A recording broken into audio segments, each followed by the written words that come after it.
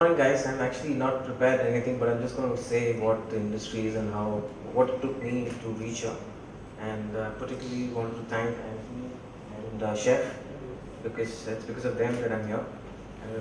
I'm extremely happy to be here to see you guys because I still remember 18 years back I used to be on the other side and I used to be sitting there and not knowing much about hotels. And today, so it's normal. Don't get panicked because you start your journey today. So I just wanted to say, from here, it's going to be very critical. The next 5 years is going to be very critical for you guys, because whatever you do with your, willingly and passionately, and then nothing can stop you from your success. Because I just wanted to share my experience. When I started off, I used to do a lot of night shifts because then I was doing front office operations. So I used to think, my cousins used to be at home on a Sunday evening and they used to say, hey, listen, don't go, just bunk. But then I used to, it used to be very difficult to walk up to the office in the night, but I can still imagine that with half-hearted, I used to walk in the night around 9 o'clock. Our shift starts at 10. So we go to office at 10 and then, all your family and your cousins are at home. So it's with pain-stricken heart you, go to office. But what I want to say is, for to get something, you have to sacrifice something. So, how many of you will, like cricket here? Okay. Although I don't see many of them like cricket, I just want to give you an example. So, if Tendulkar had to, he was one of the best batsmen in the world, and if he had to sustain for 22 years, it was not easy, right? He had to get up in the morning at 4 and probably do a lot of hard work, training. So it's just like that. So I mean, if we were all, in the New Year's Eve, if we had to make fun, then who will look after our guests?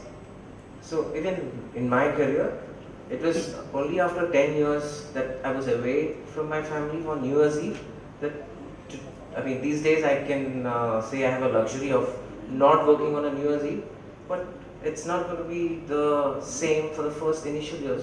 But that's okay, because you given something and you get something, right? So I ask you to do your best and don't get hassled. And the best thing which I wanted to advise is communicate effectively, because it's what you communicate is going to make the difference. Irrespective of what you're going to be, are you going to be in F&B service, front office, sales and marketing, or chef? It's the art of communication that's going to make you successful. Because everybody can do, what you're doing, but how effective are you going to be in the way you communicate? That's going to be different. I also want to say that I am here till maybe 3. So in the afternoon, I'm going to be here and the college. If anybody wants to, ask how to get to revenue management, I'm happy to walk you through and say what is to be done to get to be a successful revenue manager at the hotel. And having said that, I just wanted to also share with you what led to revenue management. So my dad got me into hotel management. It was not by choice. He said, those days it was the best profession. It was a job-oriented course, and that was the reason why I joined hotel management. I had no clue about what hotels was all about. And then initially my 7 years was in front office operations, and that's when I actually learned hotels, how to manage difficult circumstances, manage difficult guests. And then in 2000, in this very city, revenue management, I would say, was evolved in this city in 2003, because I remember hotels with average rates at 15,000, 20,000 in 2003. So I think revenue management was born here, and the passion for revenue management started from here. I used to work here in Taj Residency in Bangalore in 2003. In 2003, it was one of the busiest hotels in the country. It used to have 98% from January 15 to December 15. So yeah, revenue management was born here, and it was always that the next bubble. So revenue management was evolving, and all of a sudden, I had this inclination towards numbers. So I thought, why not get into revenue management and sales and marketing? So that was when I changed and moved to revenue management. And from there on, it's been a eventful journey for me, because in terms of learning, I would say it's awesome, because I also want to tell you what revenue management is. Probably, you guys have just graduated in hotel school, so you would not have an idea of what revenue management is. Revenue management is not a financial role. So it's a support role for sales and marketing. So what I do is, decide about rates, pricing, you look after your budgeting, you look after your forecasting, and how can you drive more revenue? How do you create demand? How can you leverage your channels in terms of your hotel's website, you have GDS, you have online travel agencies and so on. How do you manage and optimize your contents? That's digital marketing. That's going to be big in the years to come.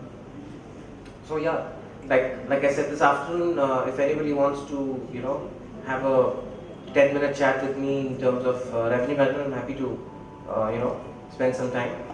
So you can coordinate with Anthony or any of our colleagues in the college.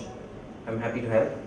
And so the last bidding crunch I want to say is, please do whatever you do passionately. Then nobody can stop you from success. And I also want to share with you another thing.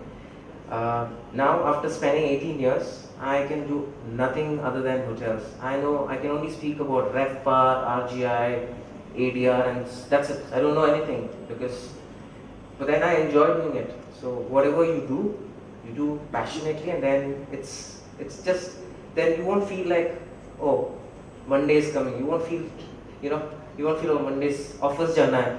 You won't have that heavy heart. So you enjoy whatever you do, and then there's success.